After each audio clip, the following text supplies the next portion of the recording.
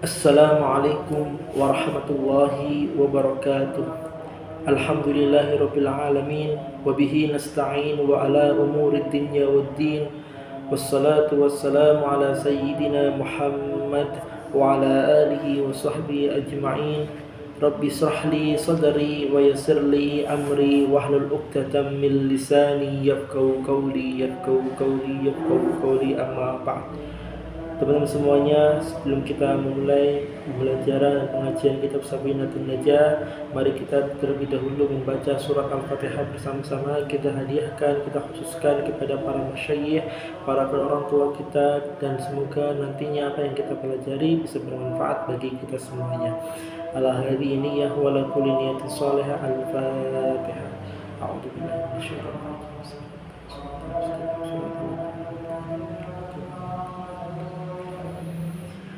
Bismillahirrahmanirrahim. Pada kesempatan kali ini kita semuanya akan membahas dan mempelajari bersama-sama terkait dengan beberapa bab yang ada dalam kitab Safinatul Najah. Dan pada kesempatan kali ini kita akan belajar bersama berkaitan dengan bab tayamum. Di dalamnya ada berkaitan dengan bab sebab-sebab yang menjadikan tayamum itu diperbolehkan untuk dilaksanakan, syarat-syaratnya apa saja, rukun-rukunnya apa saja, dan yang membatalkan tayamum itu sendiri apa saja. Bismillahirrahmanirrahim. Semoga nantinya ketika kita telah mempelajari bab tayamum ini bisa kita praktekkan, bisa kita manfaatkan, dan bisa kita gunakan dalam kehidupan sehari-hari kita, khususnya dalam proses ibadah yang kita laksanakan setiap harinya. Bismillahirrahmanirrahim. Faslun asbabut tayamumi thalathatun: faqdul ma'i wal maradu wal ikhtiyaju ilaihi li'atashi hayawanin muhtaramin wa ghairul muhtarami sittatun: tarikus salati waz zanil muhsanu wal murtaddu wal kafirul harbiyyu wal kalbu al aquru wal hinziru. Pada bab kali ini dibuka dengan penjelasan bab berkaitan dengan asbabut tayammum. Dijelaskan dalam kitab Safinatul Najah, asbabut tayammum salasatun. Sebab-sebabnya tayamum itu ada tiga hal.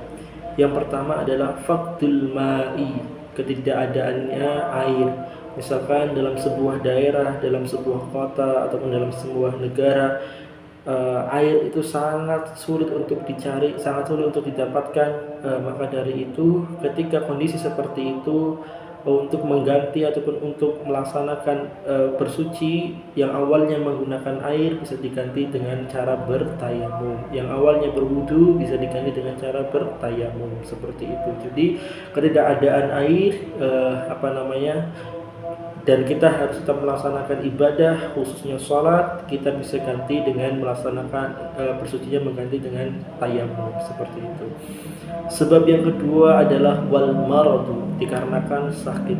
Ketika seseorang ditimpa musibah, sedang dalam keadaan sakit, dan ketika dia dalam keadaan sakit, ketika berkenaan ataupun mengenai air itu nanti penyakitnya tambah parah ataupun tidak memungkinkan untuk berwudu, maka diperbolehkan untuk bertayamum, sehingga nantinya seorang yang sakit tersebut bisa tetap menjalankan ibadahnya seperti biasanya, seperti itu. Jadi misalkan teman-teman ataupun keluarga ataupun saudara ataupun masyarakat di sekitar teman-teman semuanya ada yang sedang sakit dan tidak memungkinkan untuk berwudu, jelaskan kepada mereka bahwasanya wudu bisa diganti dengan tayamum karena keadaannya yang dalam keadaan sakit, seperti itu.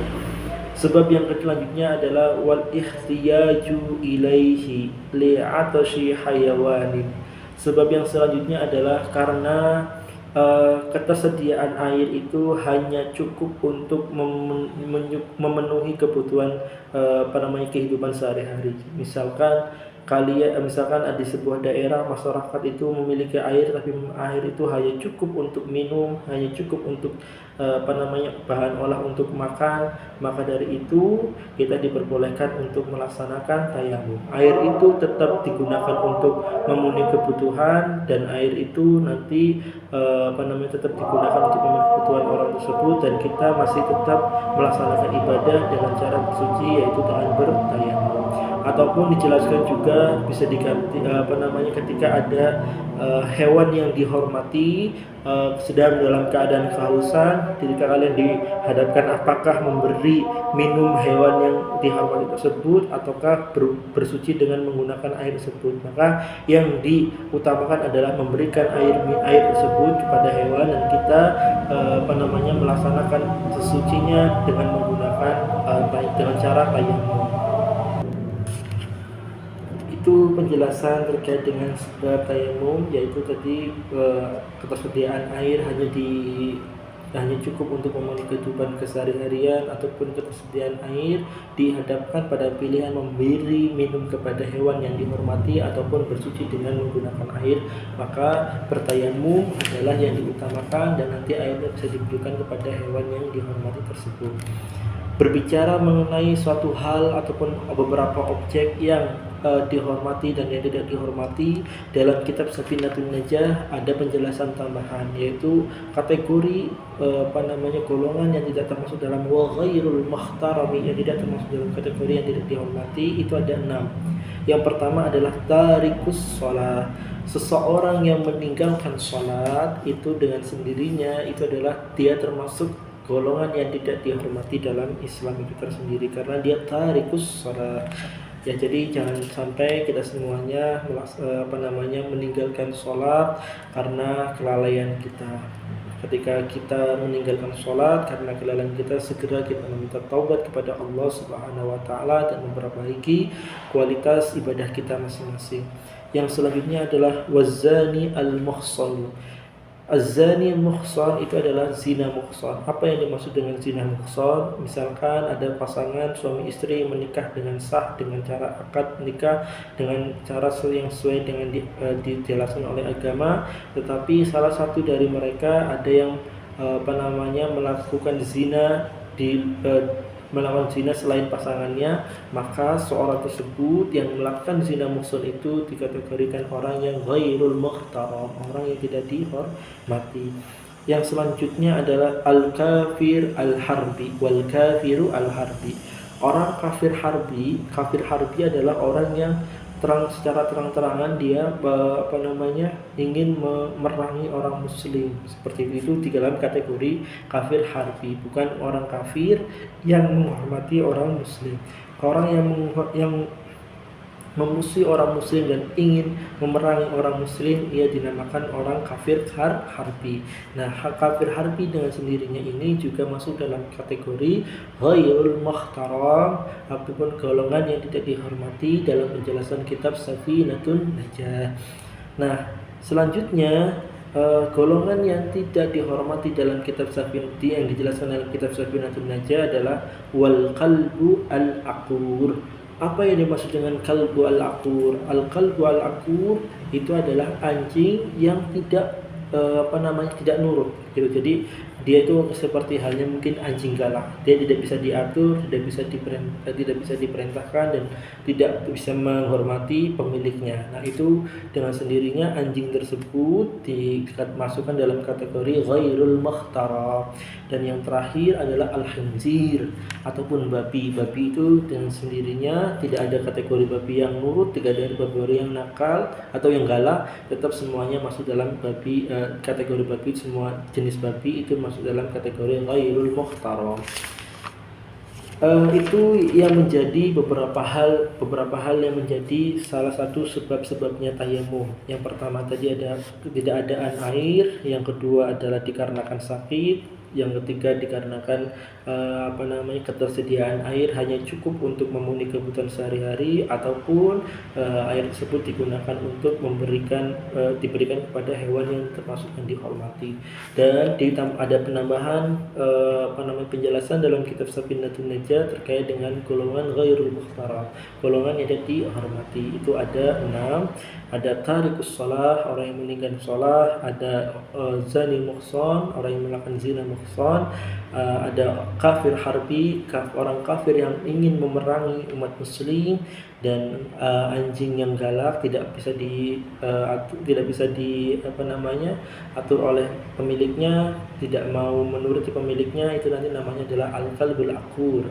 Yang selanjutnya adalah al-khinzir, tapi itu tersendiri. Itu adalah penjelasan yang menjelaskan terkait dengan hal-hal yang menyebabkan diperbolehkannya untuk bertayamum. Yang selanjutnya teman-teman semuanya adalah bab ataupun pasal yang menjelaskan tentang syarat-syarat tayamum itu sendiri. Dalam kitab Safinatun Najah dijelaskan surutut tayammumi asyaratun. Syarat-syaratnya tayamum itu ada 10 macam. Dijelaskan tadi bahwasanya surutut tayammum itu ada 10 macamnya. Nah, yang pertama adalah an yakuna biturabi. Jadi nantinya ketika kita melaksanakan proses tayamum ataupun melaksanakan tayamum itu dengan menggunakan turab ataupun menggunakan debu seperti itu. Yang selanjutnya wa an yakuna at-turabu tahiran. Hendaknya yang syarat yang kedua, debu itu merupakan debu yang suci, tidak terkena najis ataupun benda-benda yang lainnya. Yang ketiga, wa an la yakuna musta'malan. Debu itu bukan debu yang sudah pernah digunakan. Misalkan ada sebuah debu sudah digunakan untuk bertayamum misalkan, ataupun yang lainnya, maka debu itu tidak sah untuk digunakan dalam proses tayamum. Nah, yang selanjutnya adalah wa an la yukhalitahu daqiqun wa nahuhu.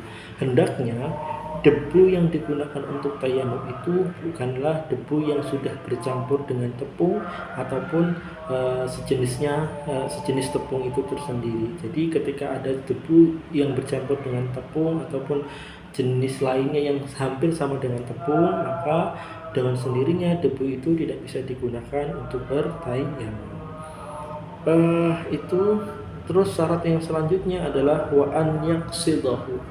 Dalam artian kita harus meniat, kita harus menyengajakan bahwasanya kita akan melaksanakan melaksanakan tayamum. Jadi harus benar-benar diniatkan dan disengaja, saya akan melaksanakan tayamum. Jika itu tidak dilaksanakan terlebih dahulu, maka tidak bisa tayamum yang dilaksanakan oleh seseorang tidak bisa dianggap sah itu. Yang selanjutnya adalah wa an yamsaha wajhahu wa yadayhi bi tarbataini. Yang selanjutnya adalah syarat yang selanjutnya, nantinya dalam proses tayamum seseorang itu harus mengusap wajahnya dan kedua tangannya sampai siku-siku ini dengan harus mengusap. Jadi syarat yang selanjutnya adalah seorang yang ingin melaksanakan tayamum itu harus mengusap wajahnya dan mengusap kedua tangannya, tapi bergantian ya, tidak tidak satu debu untuk wajah terus langsung untuk tangan, tidak, tapi bergantian. Satu wajah selesai, nanti wajah lagi, ataupun setelah itu tangan kanan, terus setelah itu menggunakan debu lain, terus pindah ke tangan yang sebelah kiri. Itu adalah tata cara syarat tayamum yang selanjutnya. Yang selanjutnya ada syarat tayamum yang selanjutnya adalah wa an yuzila an-najasata awalan. Seseorang yang ingin melaksanakan tayamum diperintahkan untuk menghilangkan najis terlebih dahulu yang ada dalam badannya, seperti itu. Nah, misalkan di tangan kita ada sebuah najis, misalkan ada ada darah, bersihkan dulu darahnya, dihilangkan dulu darahnya, baru kita melaksanakan tayamum ataupun jenis-jenis najis yang lainnya. Jadi jangan sampai ketika kita melaksanakan proses bertayamum terdapat najis yang nempel di badan kita ataupun terdapat najis yang ada di debu itu tersendiri. Terus yang selanjutnya wa an yajtahida fil qiblati. Seseorang yang ingin melaksanakan seorang yang bertayamum diperintahkan untuk dia berusaha untuk menentukan di mana arah kiblat seperti itu, karena ini diperuntukkan bagi seorang yang ingin melaksanakan ibadah sholat. Nah, yang selanjutnya wa an yakuna at-tayammuma ba'da dukhulil waqti.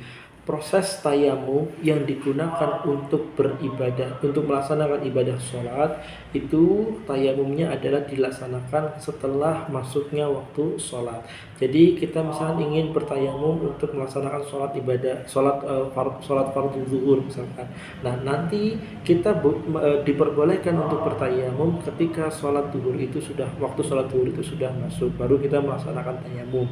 Akan tapi ketika kita melaksanakan tayamum di luar waktu sholat zuhur, sedangkan niat tayamum kita adalah diperuntukkan untuk tayamum untuk sholat zuhur, maka tayamum kita tidak sah, gitu ya.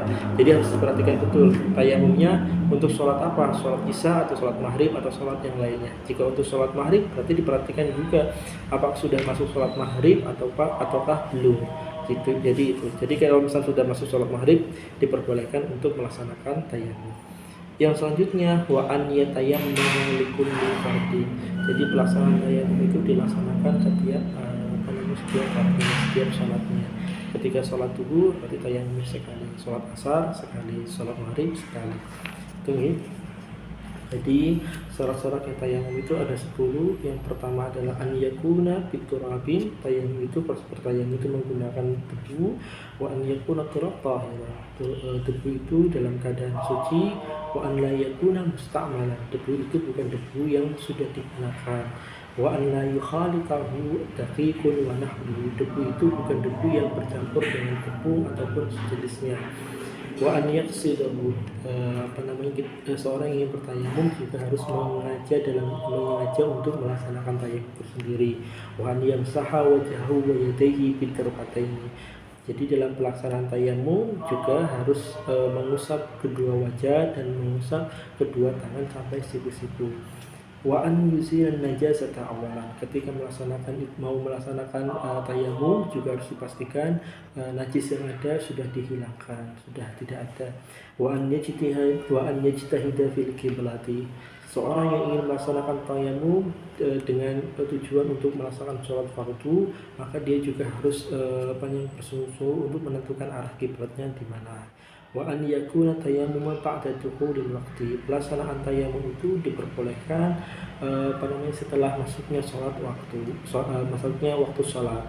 Jadi jika tayamum dipergunakan untuk sholat zuhur, maka tayamum itu seorang melakukan tayamum setelah masuknya waktu sholat zuhur, jangan sebelum waktu sholat zuhur.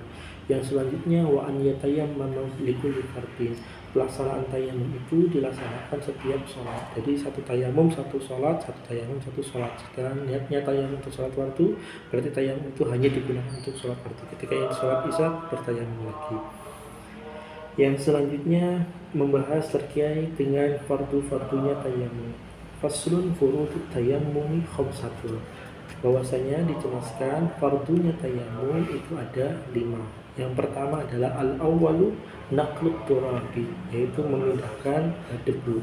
Jadi misalkan ini debu sudah di tangan, kita memindahkan ke wajah kita. Nah, itu namanya adalah naqlut turabi.